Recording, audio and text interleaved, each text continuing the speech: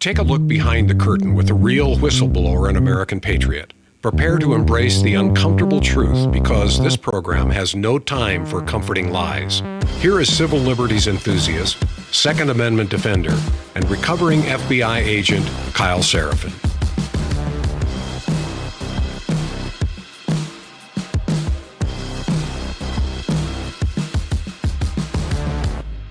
Well, hello, my friends. Welcome to the Kyle Seraphin Show. Today is Tuesday.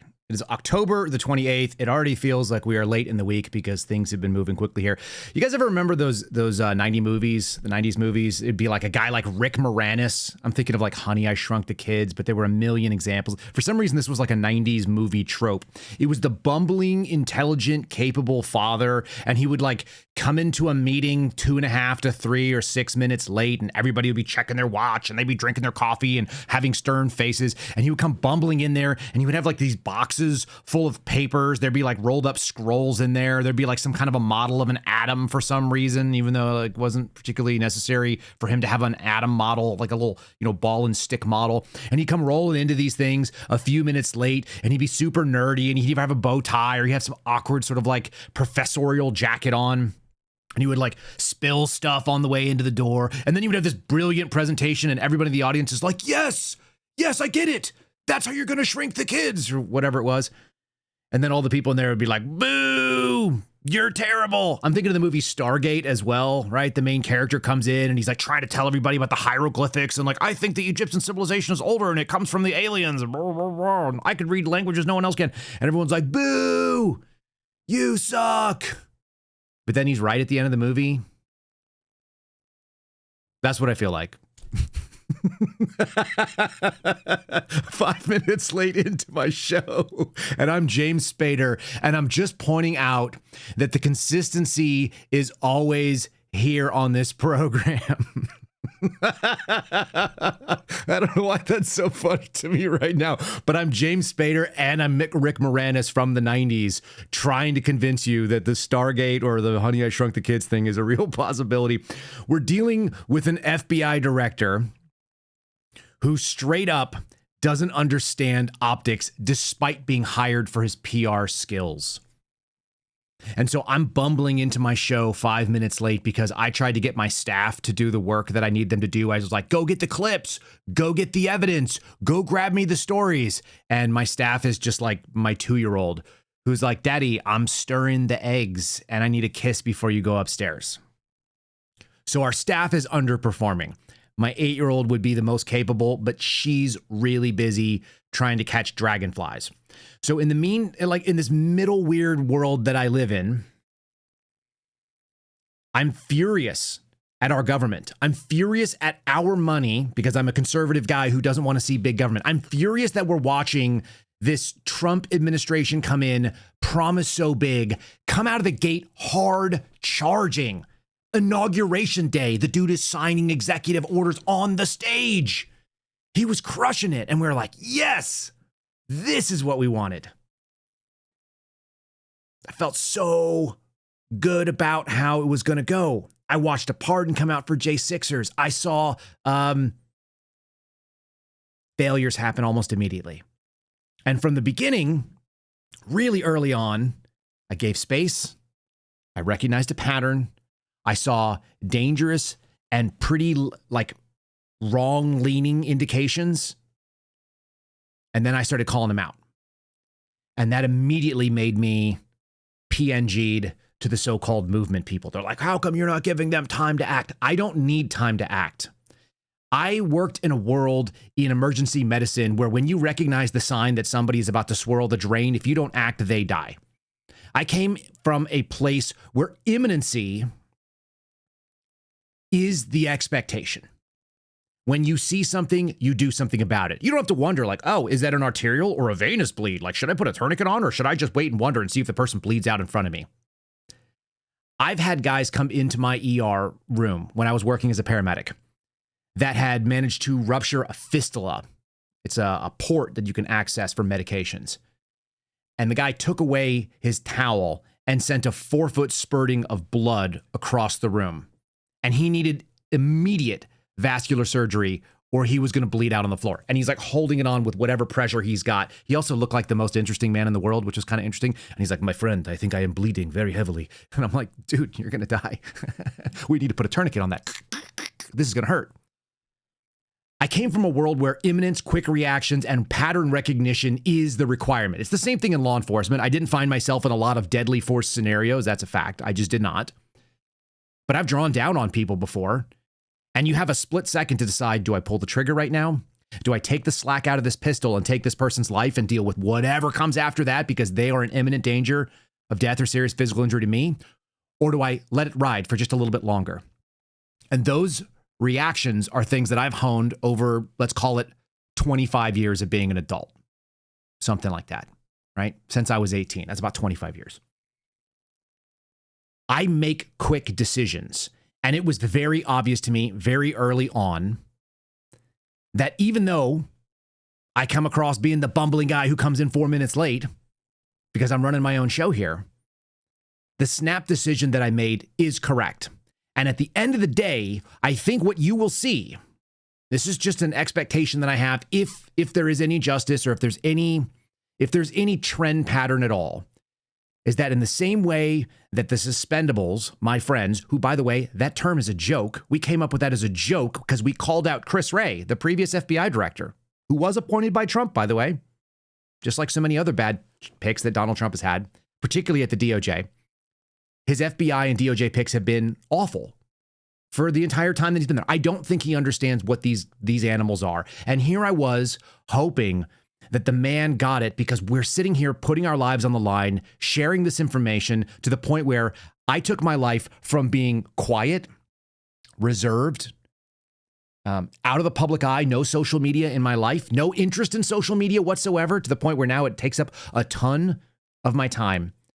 And I wanted to do this thing where it was like, just live and nobody knows I'm there. My goal was to be a good dad and to be a husband that made sure that my wife was never worried about whether or not we were going to be able to survive. That was my goal. And now I've created a weapon system. So for those of you who listen to this podcast, if you don't realize it, you are the weapon. I think Alex Jones always says things like, you are the Paul Revere's. I don't feel that way. You are my weapon system. And the weapon that we bring is awareness and discernment and analysis. I will give you information, and you will also know from the analysis that you can make in your own life with your own experience that this information is accurate because it's been checked.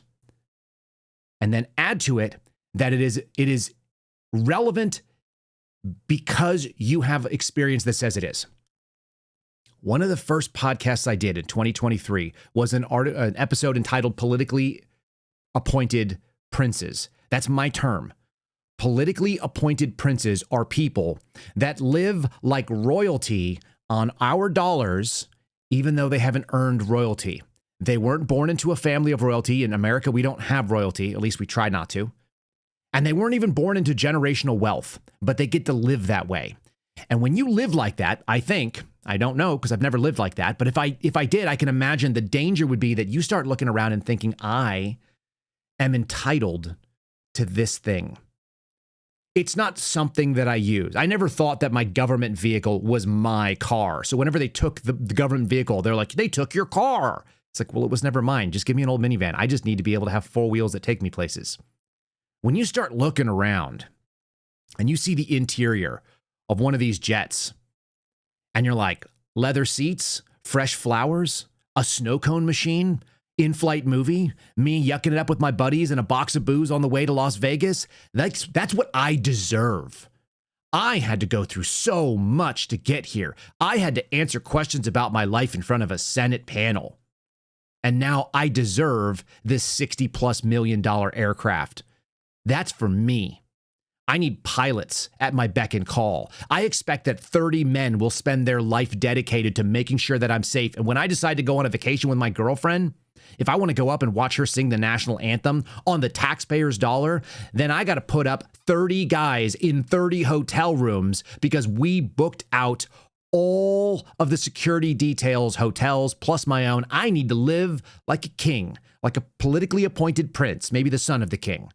If Donald Trump is the MAGA king, then the politically appointed people underneath him live like they are the sons of the king. And that sense of entitlement is real, and it can be witnessed, and some of us can see this from a long ways out. And it'd be really interesting. The weapon system that you guys constitute is, when we talk here, we don't have the biggest audience in America, not even close. But people who do are listening to us. Yesterday, Will Cain on Fox News made the same comparison that I made about Alexandria Ocasio-Cortez in her little cheering whoop for Mamdani in New York City. And he immediately went into a 2004 clip of Howard Dean that I also played. Now, maybe he just heard it and was like, oh yeah, that's what that sounds like. Maybe his producers are really tuned in to 2004 politics and they can never forget that sound. Or maybe somebody is watching this show for content and not giving credit. And I don't know what the answer is, but I have a hunch, because the odds that you dig into the archives and pull out a 2004 Howard Dean failed presidential candidate from the time when I was just paying attention to politics, probably not that common. Probably not that likely for the producers that are over at Fox News, who, by the way, are in their 20s. That's just my guess. It's just my guess. I'm not even sure they were born when that clip came out. So, when I share things here, I am using this like a cudgel. I use my social media in the same way. The only thing I care about is hacking at government lies and hacking at government waste that we all have to fund. And that's why we're going to go put a FOIA in and try to figure out what Erica Knight is getting paid. We right now have a woman who reportedly, by some sources I have, and I'm going to get real details on this, so this is just speculation at the moment, the number sounds like $300,000 to $500,000 a year that our FBI is paying for a personal spokesperson for the FBI director when they have an entire office called the Office of Public Affairs that does spokesperson stuff for the FBI director. It's literally to polish his image. As much as Kash Patel sits in his time and spends every single waking minute that he's on Fox News doing knob slobbery, trademark. Whenever he does the knob slobbery that you guys keep seeing professionally, he also has his own knob slobber who polishes him up professionally to the tune of maybe as much as $500,000. And we're not going to let this stuff go because it's our money. We get to say. We should be upset. And it's even more obvious to me in the middle of a government shutdown where people are going without their paycheck. No tears from me on that. But if you're going to live like a millionaire and jet set around the country while other people are going without their paycheck, and by the way, you're flying a private jet, which means air traffic control, who's not getting paid, is moving your aircraft through the pile and putting you down at a private airfield so that you can watch your girlfriend sing the national anthem when apparently all she knows how to do is sing the national anthem, because I've rarely seen her sing anything other than that and Lee Greenwood, Proud to Be an American, which came out before she was born. Is it not weird to see all this stuff? Yes, we're in day 28 of a government shutdown. And yes, the Republicans are trying to brand it like it's the Democrats. How's that going to go over when their politically appointed princes are flying around like it's New Year's Eve on 1999 and living it up to the best of their ability before the whole thing falls down? We're not even paying the aircraft maintenance technicians at the FBI, and yet the guy's taking the jet out for spins to go fly out and do things up in PA for some sporting event called Real American Freestyle, which is like a UFC knockoff because he just loves to go to fight scenes. It also turns out that his girlfriend has been at multiple RAF events singing the national anthem. Turns out it'd be hard for you to argue that you have lost money, $5 million worth of money from Kyle Seraphin because of defamation when you're still getting contracts and nobody's canceling you to come sing the national anthem. Doesn't that seem kind of weird? So you are my weapon system. I am apparently James Spader or Rick Moranis, who turned out to be the hero in the end, maybe. I'm not saying I'm the hero in the end. I'm just saying in the 90s movie, come in bumbling. That's what I'm bringing for you today. And we're going to bring some clips and some information. And when I knew this was going wrong, and politically appointed princes is going to be the topic today. Again, I haven't done a show exclusively on it since 2023. And I think it's time. I think it is. I hope you guys appreciate where we're coming from. And if this is not your cup of tea and you guys don't want insider baseball on this kind of thing and why it's so obvious and have the facts and the details behind it, if you don't want to have the clips of people asking the questions and you don't like that outrage, that's totally good. Last night, I spent the evening watching 50 to 80 dragonflies fly around the pond behind my house and catch mosquitoes with my kids, and it was epic. So that's also really good. And you guys can go do those kind of things too. And I think that's also really important. So sometimes we've got to be a little bit outraged. We also have to enjoy the life that's out there. And I am doing that. So I don't wake up with like a rage boner to go after these people. And yet, this is my weapon platform. And you guys are all a part of it. And I'm so appreciative that I have it. That you guys have come here, given me your attention span, and allowed me to share information with you that may or may not outrage you, but we are making real change. How do you know it's real change? Because people in the White House, hosts at Fox News, are hearing what we're saying. And I got it from a little bird that there are people who were at the ear of Donald Trump who saw what I've been putting out about this particular topic. And they understand that the optics of flying around like you're some billionaire in a private jet funded by the American taxpayer, when literally tens of millions of American workers who work for the federal government in good faith, we don't have to love them, we don't have to think they're essential, but some of them do show up to work and do essential jobs and they're not getting paid.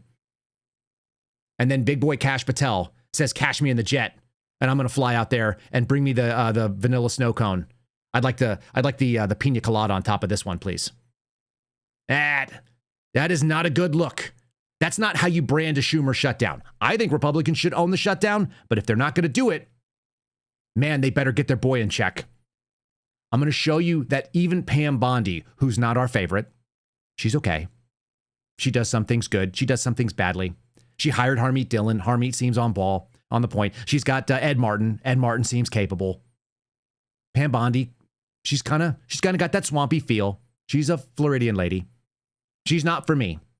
But I'm not mad at her in the same way I am about the guy that stood and lied to my face, that told me things that were not true. Steve Friend has not gotten back pay yet. Garrett O'Boyle has not gotten back pay yet. That was announced in August. We are now at the end of October. Months and months of this, and this liar hasn't been able to make good on it. And he went real public with it, in the same way he went public with saying, we caught the guy with Charlie Kirk. Oops, it wasn't that guy. How do we know it wasn't that guy? My friend was interviewing the guy they thought they caught. Was interviewing the subject that Kash Patel announced triumphantly to the world, only to go backpedal, and they yelled at my friend for not pinning something on a guy who didn't do the crime. You know how crazy that is? Because we're going to cover Tyler Robinson today, too. And you guys are like, wait, where's Andrew Bailey? He's conspicuously quiet. You know what a good FBI director would do? Shut his freaking mouth. Not say anything and let his work speak for him. The thing that Dan Bongino keeps talking about. Oh, our work will speak for ourselves. Trust me, bro. You don't have to trust me, bro. This is a show me business, but also trust me, bro. Isn't it Dan Bongino that was famous for saying that political campaigns and politics in general is all about snapshots and sound bites? Isn't that what it is? Snapshots and sound bites. Here's a great snapshot. I wonder what the soundbite is. It sounds like a roaring crowd. This is a great snapshot of what completely out of touch, pseudo-aristocratic American government behavior looks like. Here's me and my girlfriend who's 20 years younger than me. We're out partying because that's what we do. I flew on a multi-million-dollar government jet at $10,000 an hour minimum operating cost to go up and do this. And by the way, then I turned around and I flew back home. No, I didn't. I flew to her home in Nashville. You notice who's on the screen right there? I didn't realize this the other day. The real Toria Brooke, the same woman who cut the piece out of the podcast that turned into a lawsuit. There's her buddy. There's Alexis Wilkins' buddy, who promoted a piece of my podcast 10x higher than it ever was, and then she turned around and sued me for $5 million. She doesn't seem like she's hurting. She doesn't seem like there's actual damages when she's still getting asked to sing the national anthem in front of that stadium full of people. All right. Is that a good warm-up yet? How about my friends over at Silent? You guys want to not be tracked? You want your phone not to be tracked the way I track the government's jet? Yeah. Face it. Your phone is a tracking device. That's what it does. That's why mine sits in here. I try to at least disable it while I'm at dinner, and I disable it while we're doing the podcast. Government agencies, big tech, corporate data brokers, cyber criminals, take your pick. Every single one of these clowns, they all want a piece of your digital footprint, and they don't have to ask. Your terms of service gives it to them unless they cannot find where you're at. That's why Silent exists. slnt.com/Kyle. slnt.com/Kyle. That's the website. Silent. They make Faraday products. They actually work. I've tested them. I've put my phone in a Faraday bag and made calls from another phone that was in the car and bounced it off angles and gone up and down hills for hundreds of miles of driving to try and see, hey, will it penetrate? Will it make the noise and let me know that something got through? Nope. Cellular, Wi-Fi, Bluetooth, GPS, RFID, near-field communications, all of them blocked. No signal means no tracking. There's no remote access. There's no breadcrumbs. People can't find out where you've been because of the way that you've pinged off some Wi-Fi routers. Their bags are fantastic. You guys are seeing on the screen the everyday E3 Faraday backpack. I have mine set up for riot patrol. Whenever we start having riots because of Snap, I'm going to go out there and carry my Faraday backpack. And I'm going to have a hidden phone in there that I might be able to need. I may have to go into that bag and pull it out and get going if we need like an E&E plan. It'll be holding on to my routes. It also helps protect your battery. You guys can protect your family, your freedom, your digital footprint. Drop your phone in a Faraday sleeve from Silent, slnt.com/KYLE. Check them out. You will not be sad. They make good products. They don't have the cheapest stuff. They just have the things that work. All right, we've already started, but let's get into it for real. Here we go.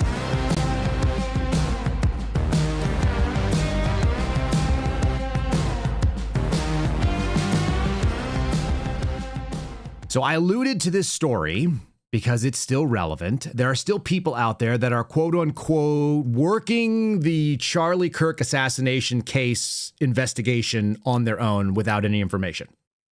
I participated in an X space, a Twitter space last night. I had about 800 people sitting in there where we were arguing with some prominent, I don't know what they are, citizen type journalists or people that are independent journalists that are on X. And they're out there trying to solve the mystery of what happened and find out who really done it without any information. I'm going to give you more evidence today that you don't have the ability, you don't have the opportunity, it's not available to you. There is not enough information in the public sphere for you to conduct an investigation into this.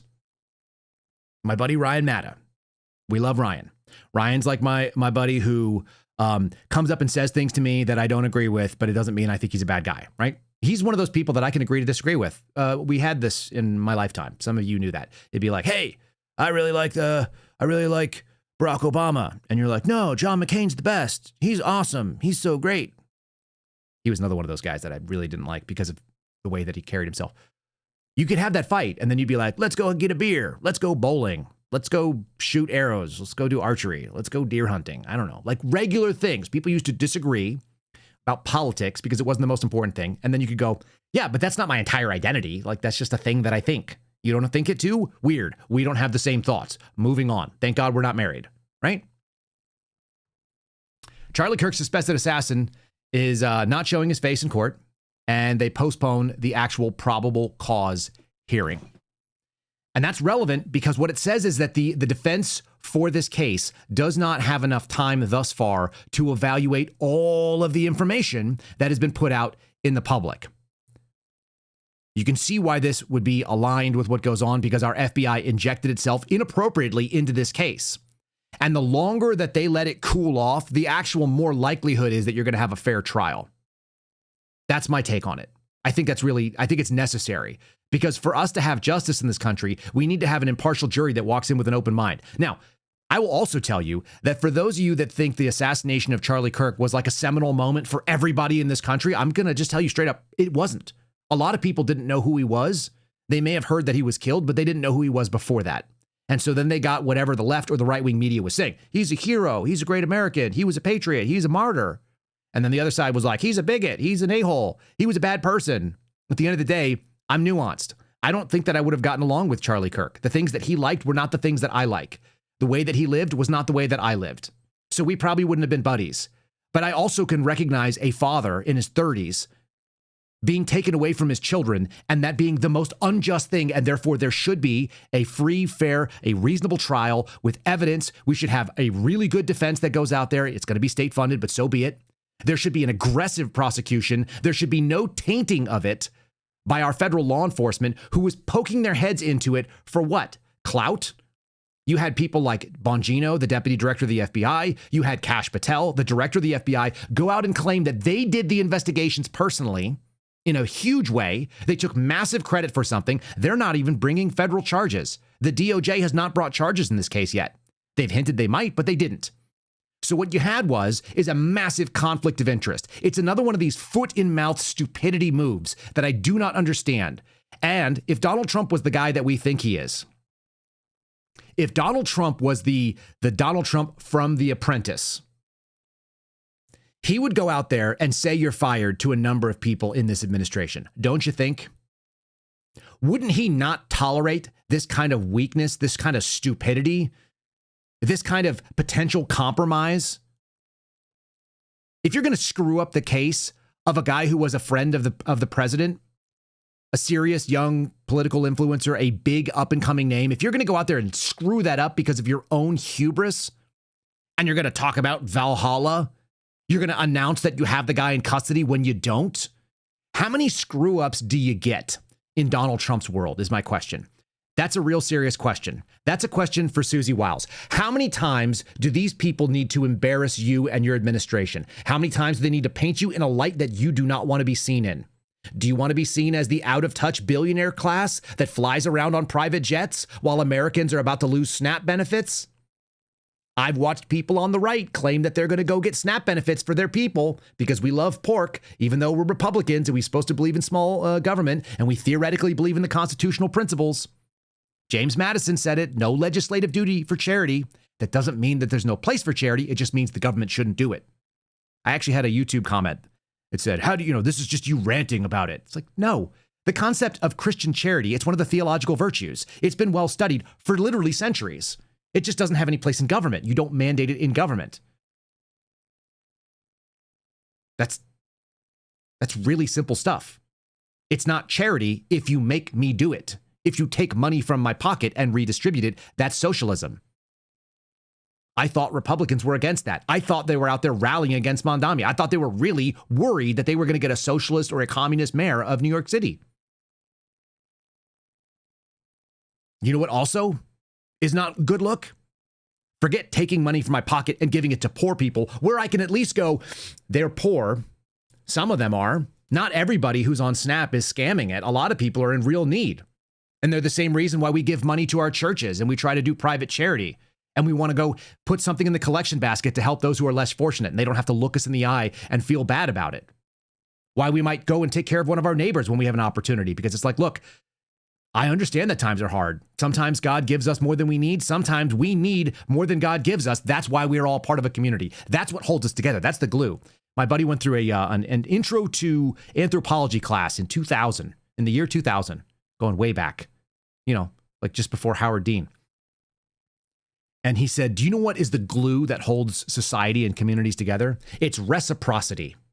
It's that I give to you, and then you feel inclined to give to me as well. It binds us together.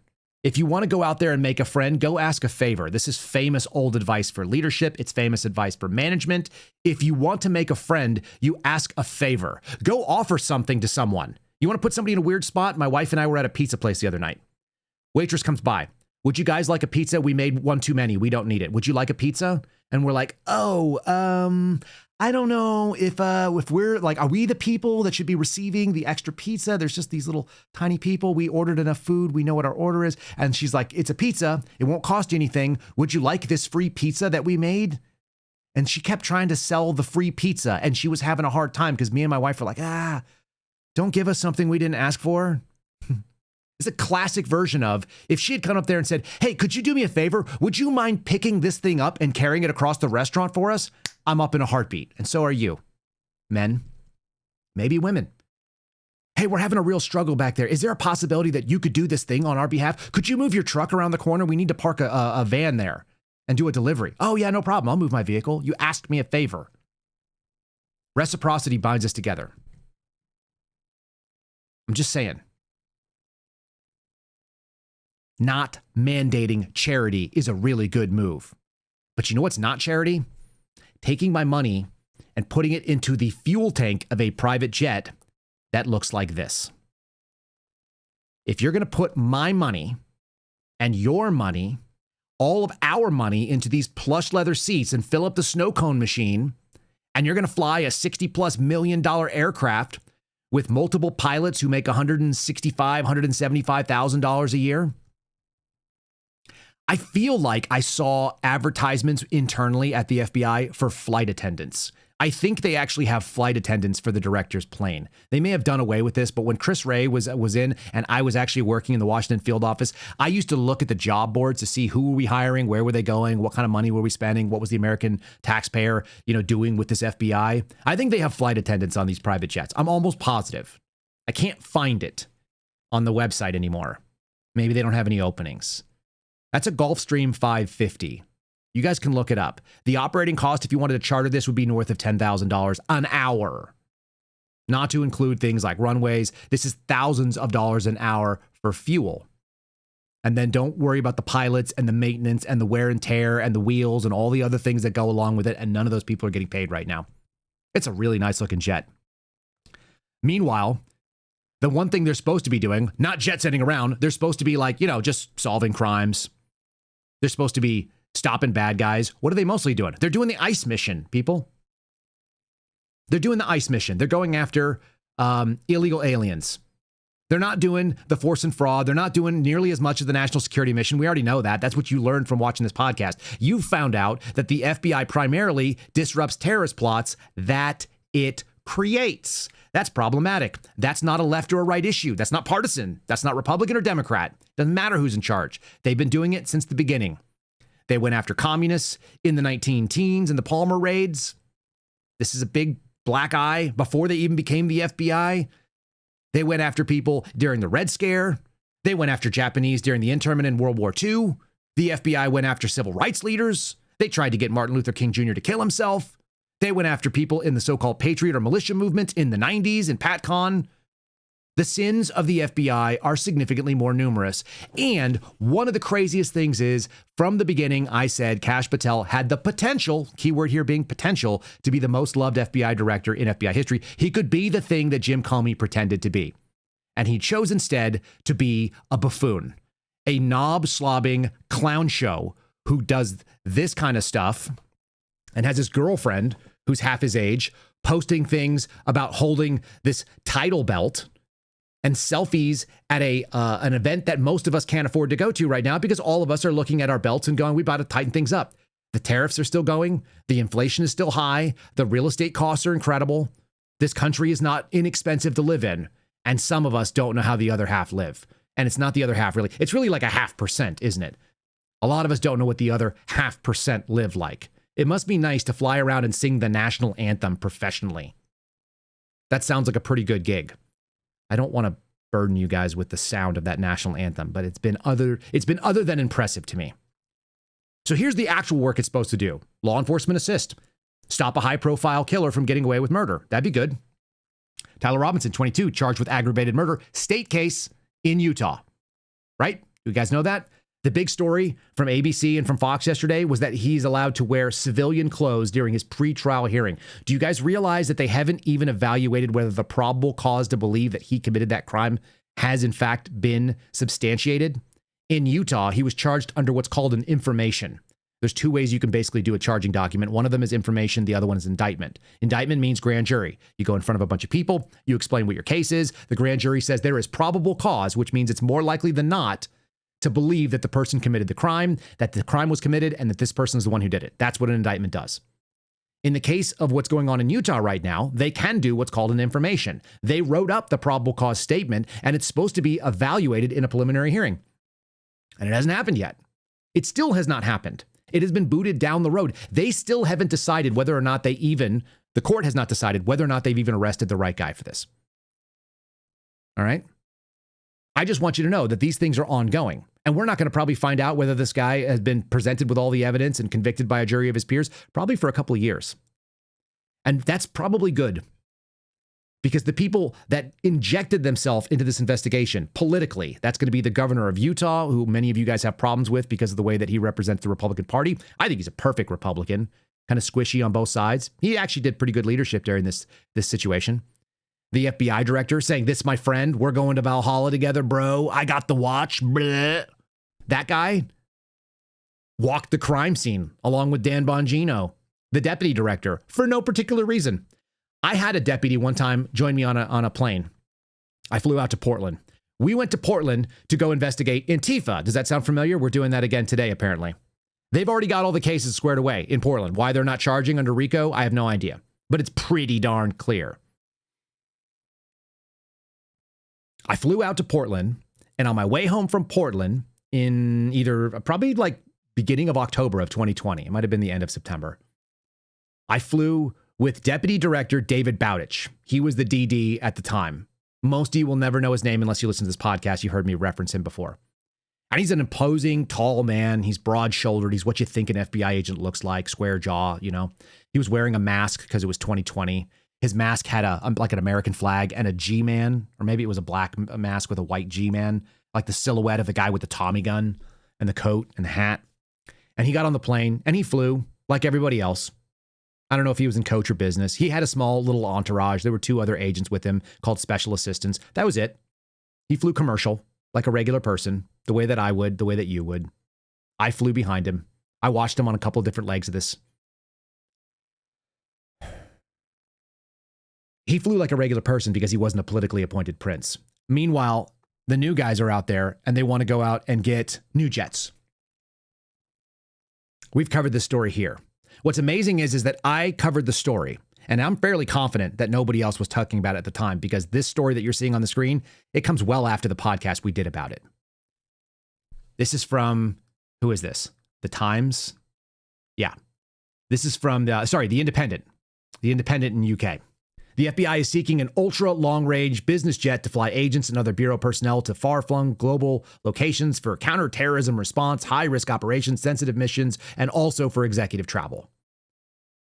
They went out after I covered this thing, and they got the federal procurement documents the same way that I showed you over on X, if you guys follow me there.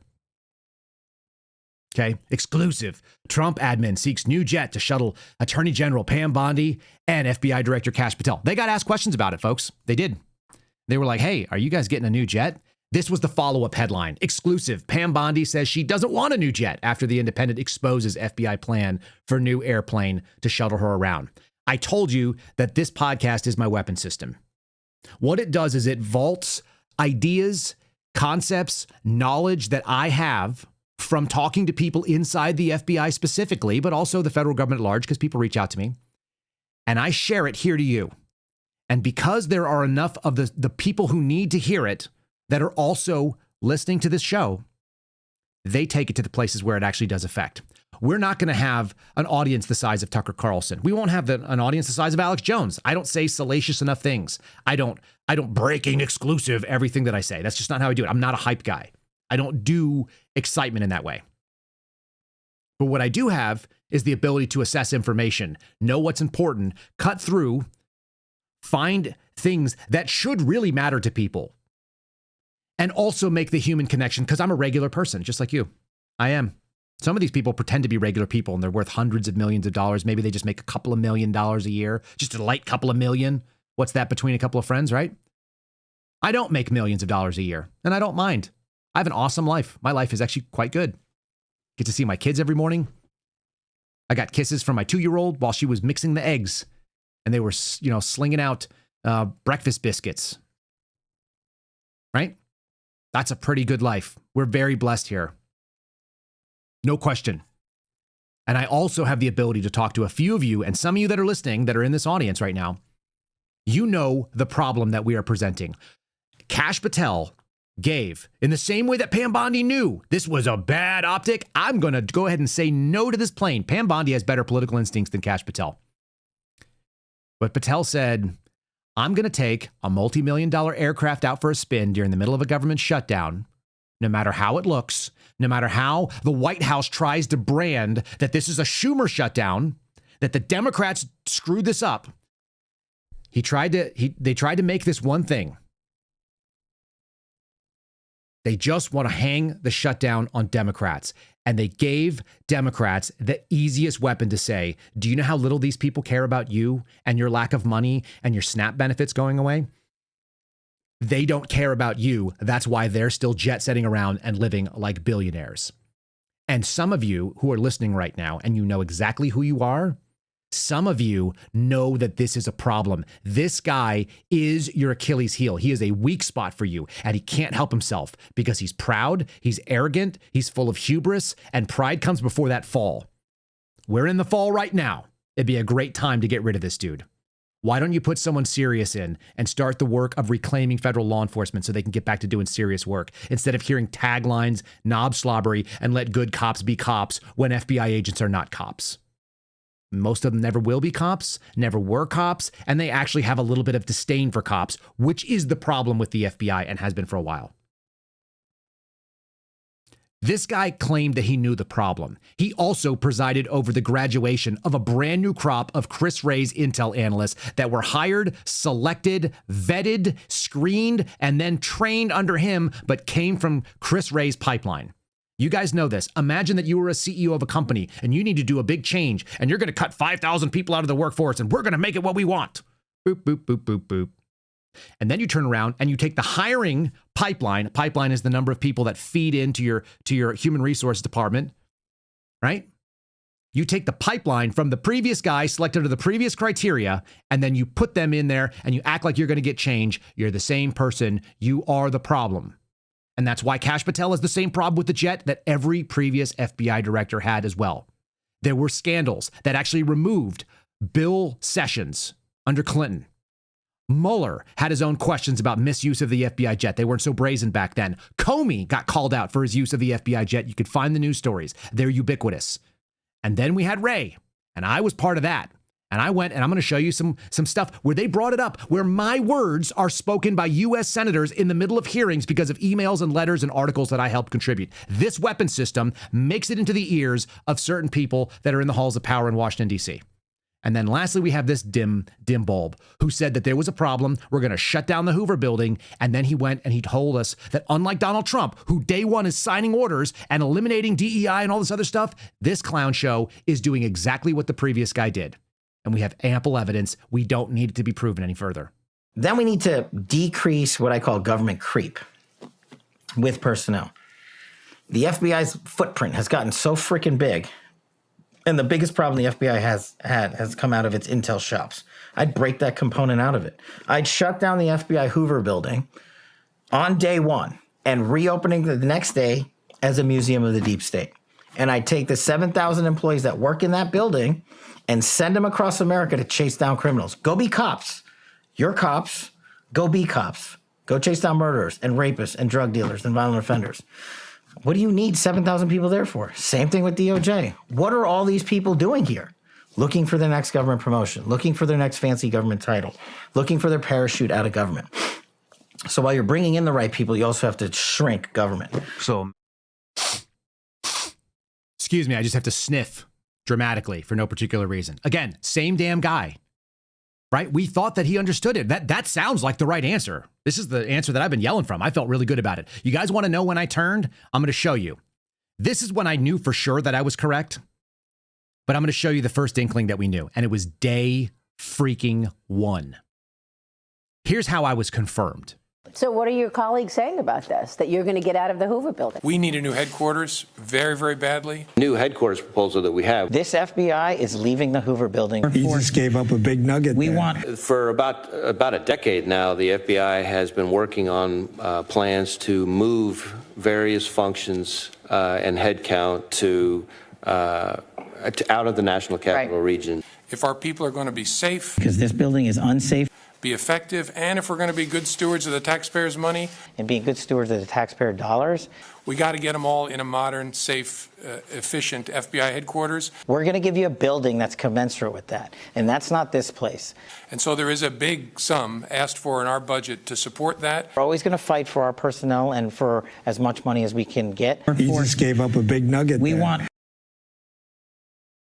It's the big nugget. The nugget. Oh, we need a nicer, better building. We want a building that is commensurate with the office that I've taken on because I am a proud man who deserves plenty of things. You know, we did the Tom Haverford thing from Parks and Rec the other day, right? Which is the classic, the lampooning of small government or small country government where it's just useless bureaucracy.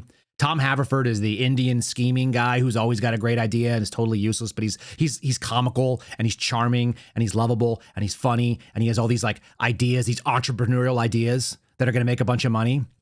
And he's like, you got to treat yourself, right? I got to schmooze these people. Tom Haverford is a perfect, like, cartoon fun. Isn't it enjoyable to have this guy? Like, he's comic relief. It's played by Aziz Ansari, who's a very talented comedian. The darker side of it is this: government officials who fly on taxpayer dime. This is an old article coming from, looks like they've re-updated it in 2025. But there's an entire Justice Department Air Force, is what they claim. The DOJ owns, leases, operates a fleet of airplanes and helicopters used by FBI, DEA, U.S. Marshal Service. A bunch of them are used for surveillance. A huge chunk of them are being used by executives for transportation, like Pam Bondi, like Kash Patel, apparently like Dan Bongino. Like, I don't know why. I've never heard of a deputy needing that, but I've never heard of a deputy director needing a protection detail either. The FBI primary uses its aircraft for mission operations. False. Let me just tell you up front. False. The specific ones that we're worried about are not used for missions, not generally. The mission comes second to the director's travel. Unless you disagree or unless you think otherwise. Like, it's actually obvious because you can see this is only going back to September. I'm sorry, it goes back to October 17th. This is 11 days worth of flights. 11 days worth of flights. Every single line there is a flight by the FBI director jet. November 708 Juliet Hotel. I had a journalist reach out to me today, said, how do you know?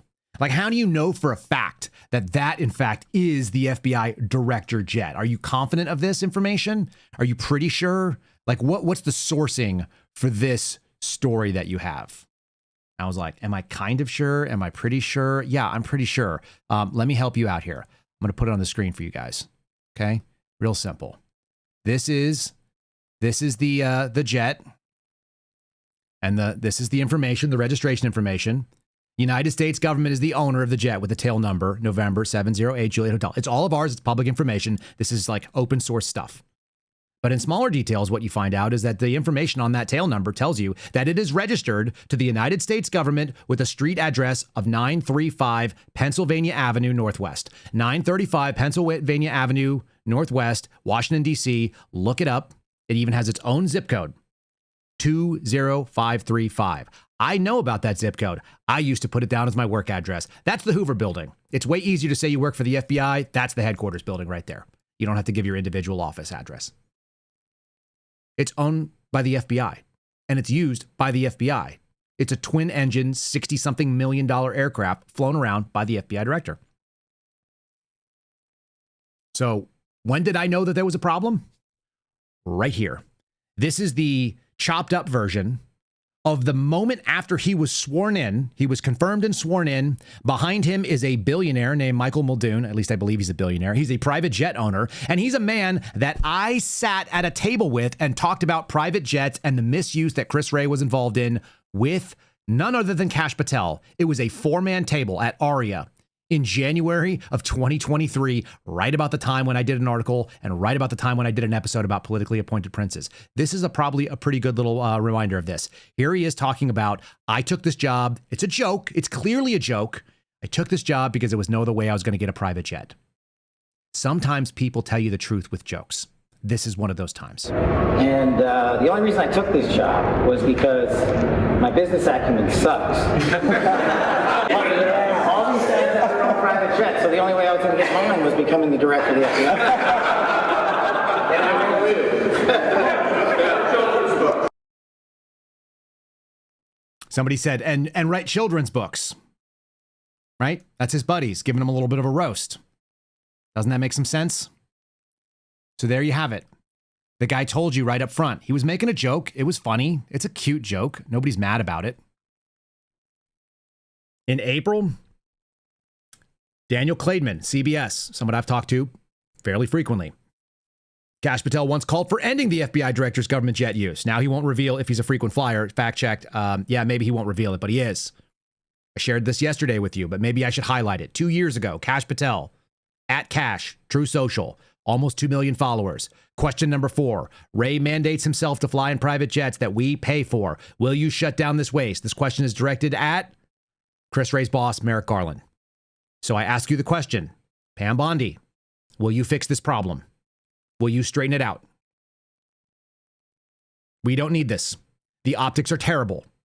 your FBI director is jumping around to do this and reposting it. For those of you who can see the tiny print, that's Alexis Wilkins' Twitter. Kash Patel's personal account reshared it. Real American Freestyle 002. There's the belt. There's Kash Patel. There she is singing the national anthem. There she is with the belt again. I'm not trying to just be shitty. I'm pointing out that the man is living high on our dollar while people are struggling to make it through, people who actually do a necessary and useful function. Here are some of those people. Flight delays persist on Monday as air traffic controllers face work without pay. Some people are deciding that they have to take sick outs. Some people are trying to figure out whether they're going to be able to make it. I understand that. I am less sympathetic than most. And yet, it does suck to go to work and know that you're not getting a paycheck, even if you think that you'll probably get one eventually. One of the few things that the federal government does quite well, in so much as it does it, is that we have a really good air traffic safety record. Some of you guys will remember, I was in the Air Force. I went through air traffic control school in Biloxi, Mississippi. It was at Keesler Air Force Base. It's like a 3.5-month, 4-month program. I was the distinguished graduate of my ATC class. I was really good at air traffic control. We learned radar, we learned visual, we learned tower. I never actually went out and worked in the field doing that. I got that card and never put it to work. But I understand what ATC is. And it's a pretty stressful job. It's fun. It's interesting. It gets really monotonous and old. I can imagine doing it every single day would be tough. And doing it every single day, pushing little strips of paper with the names and the information of all the planes, making sure that they don't run into each other, trying to keep everything within your airspace. It's kind of like playing Pong, but you're doing it with commands. So you're commanding, is it Pong? Like tank battle? I don't know. It's like playing an Atari game where you're trying to keep things inside this weird, awkward space and not hit the walls. It's pretty interesting that somebody who was so vocal about Chris Wray, who was so sure that Chris Wray was the problem, was unwilling or unable to just do the most simple thing in the world, which was stop using the jet. Luckily, the sort of lackluster Peter Welch, who is a senator from Vermont, he went to talk about this. Wouldn't it be nice if we had people with principles all the time and not just when their political opponents were out there? You know, when you were here, you were rightly critical, not here actually, I guess it was on Cash's corner. You were rightly critical of the way that the previous FBI director used the FBI jet. And you said you wanted to ground Chris Wray's private jet travel that he pays for with taxpayer dollars to hop around the country. Let me ask you this. You know, on the weekend of, according to flight tracker data, on the weekend of March 7th, an FBI plane flew round trip from D.C.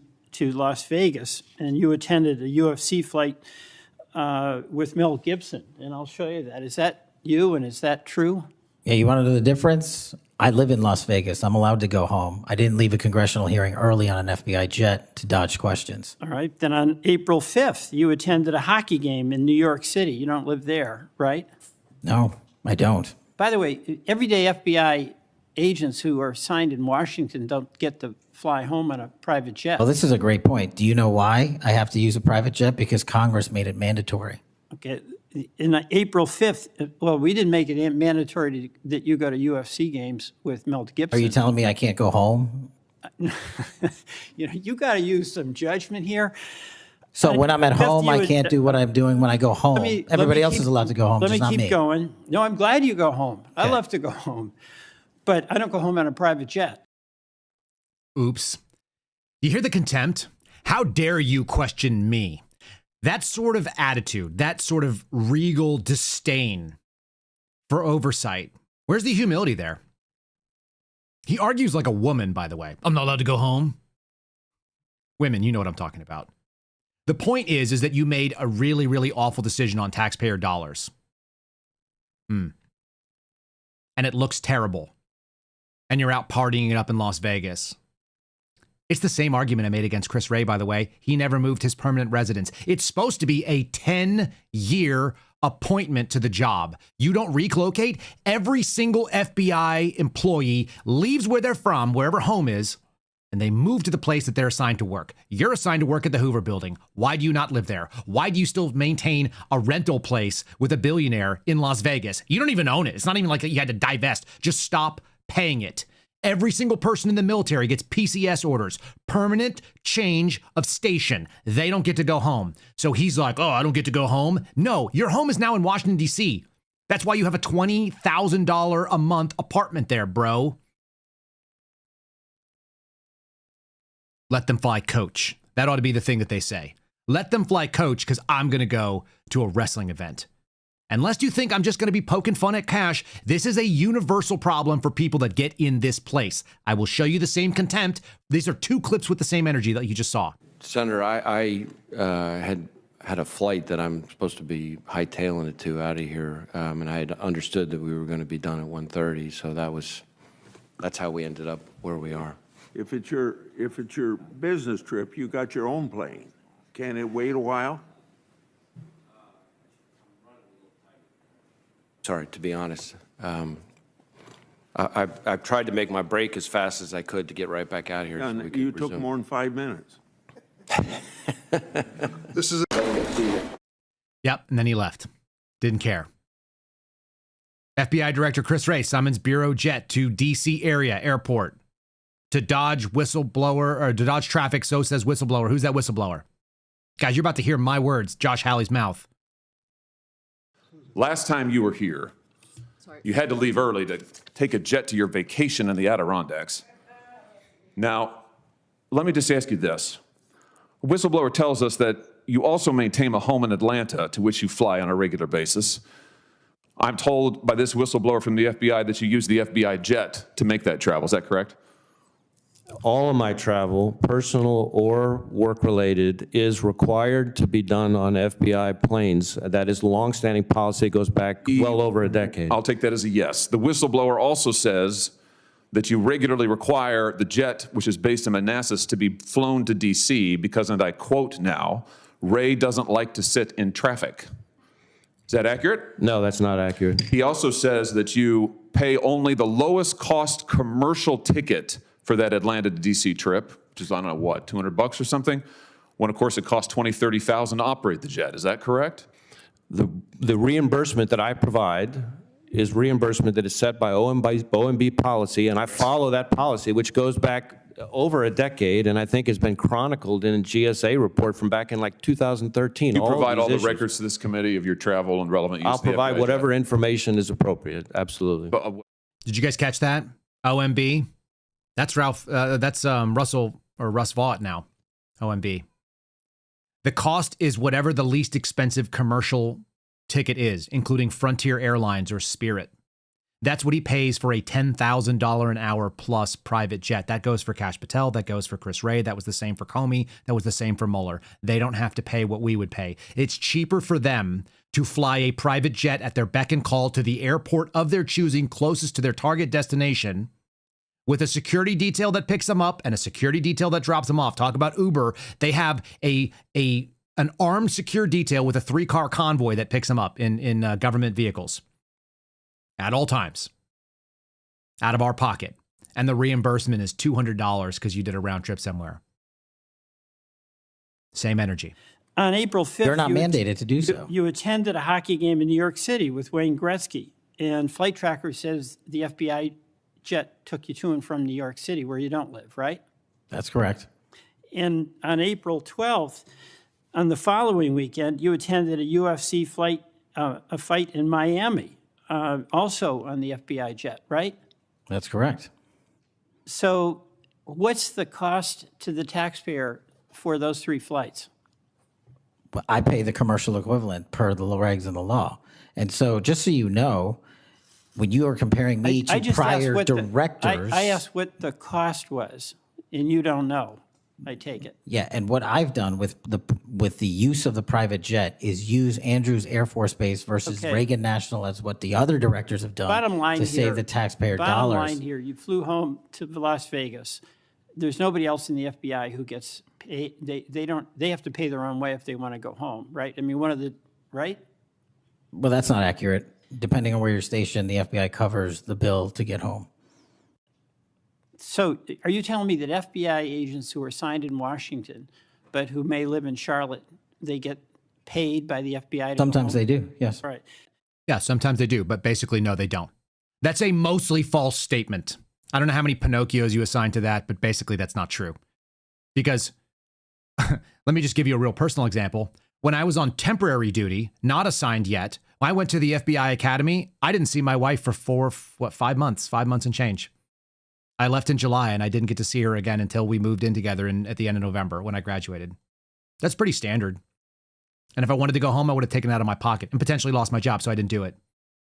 Some people actually sacrifice real things. Let's also put into perspective, this is Kash Patel right there. That is his not wife, but girlfriend. There's no legal standing for girlfriend in America. Your legal status as a girlfriend is a chick that I happen to know. And maybe I spend time in bed with. That's what a girlfriend is. It doesn't have any legal protections. You don't have spousal privilege. We do not recognize it on tax forms. Having a girlfriend is the same as nothing because there's no legally binding thing that makes you stop being there. Tomorrow, she could not be his girlfriend. She could walk away. He could do the same. There's no legal status. You don't have a change of your house of record and you're doing it not to go back to your wife. At least Chris Wray was married. At least he had a spouse that he'd been with for many years and a home that he was invested in. Kash Patel doesn't even own a house in Las Vegas. Do you guys get it? That's a girlfriend. That's what you have when you're in high school and college. You go home and see your girlfriend. Am I making light of this for people who are single and that offends you? I'm sorry that offends you. But you have no status because you can walk away from it at any time. Then turn and look at people that are married. There's legal documents there. There are rules that govern what a spousal partnership looks like in every single state. The federal government recognizes it on tax forms. They do not recognize that when you are just some chick that you see sometimes who lives in another city. She doesn't even live in Las Vegas. She lives in Nashville. And he's gone there on our dollar. And there it is. And spent the night over it. Which isn't a big deal unless you're out there trying to tout your Christian virtue. You're American as apple pie. I guess this is an old thing. Maybe I'm old-fashioned that way. I'm sure I am. That's fine. He's out there touting this Andrews Air Force Base like it's a solution. Look at all the green circles I have on this slide here, folks. Andrews Air Force Base, that is a short flight, and I have no idea why we're flying there. 12 minutes long, 14 minutes long, 19 minutes long. The most expensive up and the most expensive down. You're flying through the thickest air. It costs the most amount of money to operate. When they tell you $10,000 per hour to operate this jet, that's on average when you've got cruising speeds built in because you're only supposed to have, the flight is supposed to be most of the hour.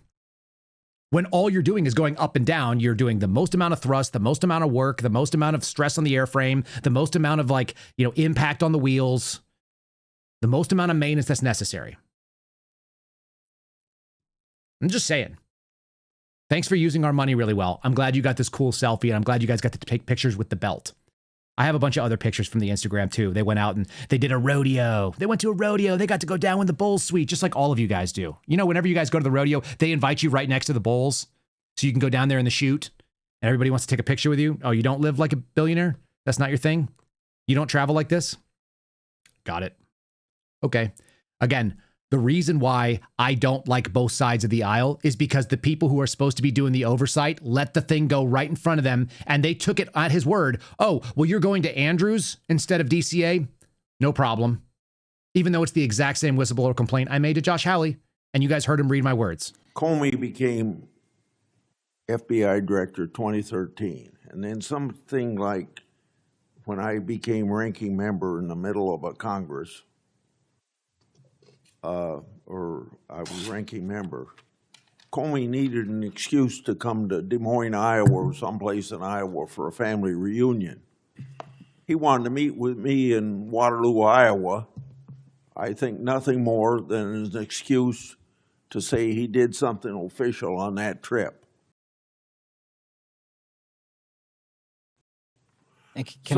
I find it interesting that my Democratic colleagues seem to bring up about your use of the Justice Department planes, yet my Democratic colleagues didn't seem too interested about my oversight of Ray's use of the plane. I didn't hear a peep. So my Democratic colleagues need to be consistent. Can I just add, Mr. Chairman, that When you compare the flight logs and the percentage of work travel to personal travel for the prior two FBI directors, over a third of their travel was personal on those same jets that I'm being accused of improperly utilizing. My mark is far less than that. Also, both of those directors use Reagan National Airport, which has landing fees of $5,000 to $10,000 because they didn't want to drive 25 minutes to Andrews. We take off and land in Andrews every single time because it's cheaper. Why don't you take off from Manassas, where I used to work, where you can go, that's almost entirely run by the federal government, and you have access to it 100% of the time? And you guys have key card access, and the SURG base is out there, and there's multiple FBI properties. The rest of it is government contractors or other government agencies like CBP and ICE and DHS. Why don't you just fly out of Manassas, bro? Why do you have to go to Andrews? Oh, because it's more convenient by a short amount of time, and you can just drive a few minutes away up in Maryland? Is that closer to your apartment or something? Are you late for a meeting, and so that's just the easier way to do it? Why do they do this? There should be an explanation why the plane flies to the director when we are only 40 minutes away from driving out to Manassas. How do you know, Kyle? I worked there for 3 years. I worked out of the airport. I had key card access to walk across the freaking tarmac to where the director's jet was. People were asking me this morning, how do you know? I'm like, in addition to the millions of things that are out there, I have personal knowledge and experience. I've stood in that hangar. I've given briefings where the FBI director jet lives. And it's a super nice hangar, and it's run by FBI personnel, and it's private, and they can load up there. You can drive right on up, right to the freaking edge of the plane. You can drive your SUVs there. You'll never even be exposed to the weather. They don't even have to hold an umbrella for you. Mr. Patel, billionaire wannabe. The fun thing is that I know that the information I shared yesterday made it to the White House. And now you guys do too. That information, this information made it there. But if the left picks up on it, if the people in the Democrat, Senate, if the Democrats in the House, like the Eric Swalwells or the Adam Schiffs, decide to pick this thing up and run it, there will be an outrage that will be played all the way until the midterms, because Kash Patel gave ammunition to the other side because he's stupid and he's prideful. He's arrogant and he doesn't think that anybody knows, and he thinks he's above it. He's used to people signing autographs and they're psyched to see him. They can't help but start believing that the hype that they had, that the life that they're living is because they deserve that life. And politically appointed princes are inherently problematic. Trump should do better. He's famous for saying you're fired.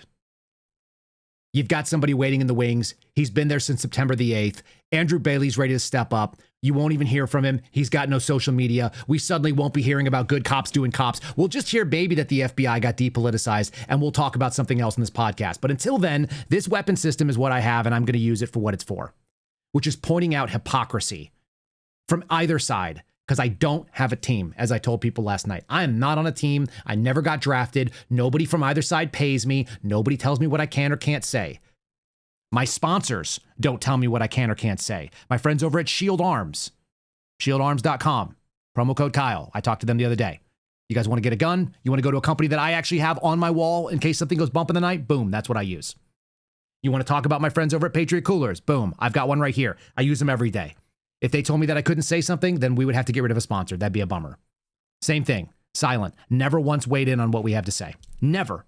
I'm not even sure they know what I say. I'm not sure any of these people know. What they know is that my brand is authentic. My thoughts are my own. And so when I tell you that I like a product, it stands, that I actually like that product. I turn stuff away all the time. That's why there's a Cove Pure sitting up on our countertop for our kids. Literally, I will not take an advertising dollar if it's not a thing that I would have in my home or use myself. That's it. And I'll say what it is that I think needs to be said, regardless of whose feelings it hurts. I don't care. It's not about that. We're about telling you what we believe is true. Here's the facts. Here's my analysis. You know what my bias is. Go forth and do whatever you want with it. And when you lie to my face, and a number of people in this administration, particularly on the DOJ side, have done just that, have made claims that I know for a fact are false, including under oath, then we are going to have a real freaking problem. I will not let it go. And the right number of people are paying attention. Small audience, but an audience of people who know who to talk to. So people inside that the West Wing of the White House know what we're talking about right now, and they are very concerned. Imagine if CNN starts running this front page. Imagine if Chuck Schumer starts going out and pulling out their favorite guy. Cory Booker stated very clearly that we don't expect to see you here for another hearing, Mr. Patel, because you're not good at your job. You're doing a poor job. You've given him more ammunition. Cory Booker already knows that Kash Patel committed perjury. You want to give him another one? You want to give him an optics win in the middle of a government shutdown where people are about to go nuts because they're not going to get their SNAP benefits? And you're living like a millionaire and you're flying around with a snow cone machine in the sky. Run that all you want. See how that plays out in the midterms, Republicans. Or do the right thing. Get rid of the dude. The case has already been made. They failed. We got no pipe bomber. We have no Epstein files. There's still numerous questions. You got the Democrats united on that. We don't know who had the coke in the White House. We don't know who leaked the Dobbs decision. None of those things are big FBI cases, but you made them big FBI cases and you failed on all of them. All of you have failed on that. So it's time to shut it down. Fall on your sword. Step out the door, give another guy a try, or just shut the whole agency down. Make them all part of ICE if that's what you're going to have them do anyway. If all the new agents are getting sent over to ICE detail and you want to just round up illegals, knock it out. No big deal. Let the locals pick up the slack. It'll be fine.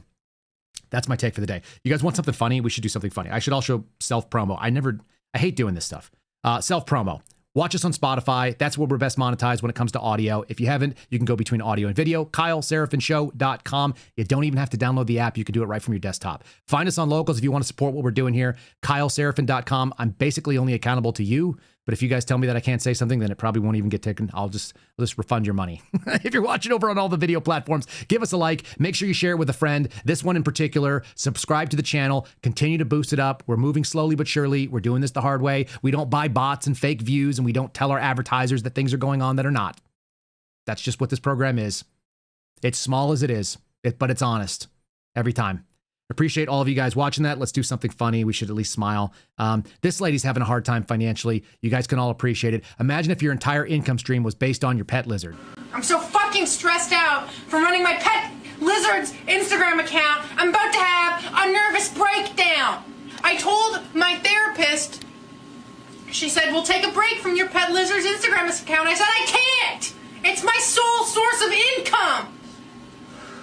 I have to post a fucking photo of the lizard every day. Every fucking day. 4 or 5 reels with the lizard, playing with him, whipping his arms around in the air, throwing him in my little tiny apartment. It smells like lizard piss. Oh man, the drugs I have to inject in that lizard just to wake it up. Just to get it moving for the day. I've pumped all my money into this fucking lizard. My fans will comment stuff about how the work I'm doing is important, bringing the attention of the lizard community, or bringing the lizard to attention, lizard issues to the forefront. Piece of shit fucking lizard.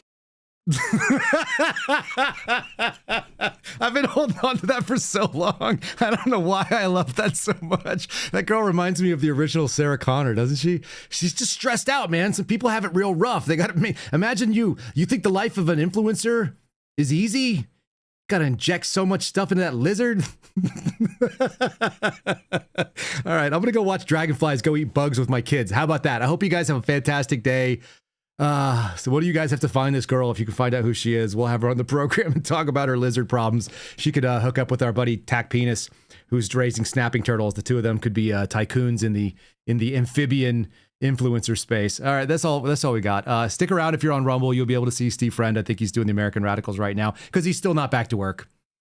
Yet another lie from this dude. God bless you guys. It's been fun. I hope you enjoyed it. Talk to you soon. Thanks for listening to The Kyle Seraphin Show, streamed live weekdays on rumble.com/Kyle Seraphin. Follow Kyle on Twitter, Truth Social, and Instagram @Kyle Seraphin.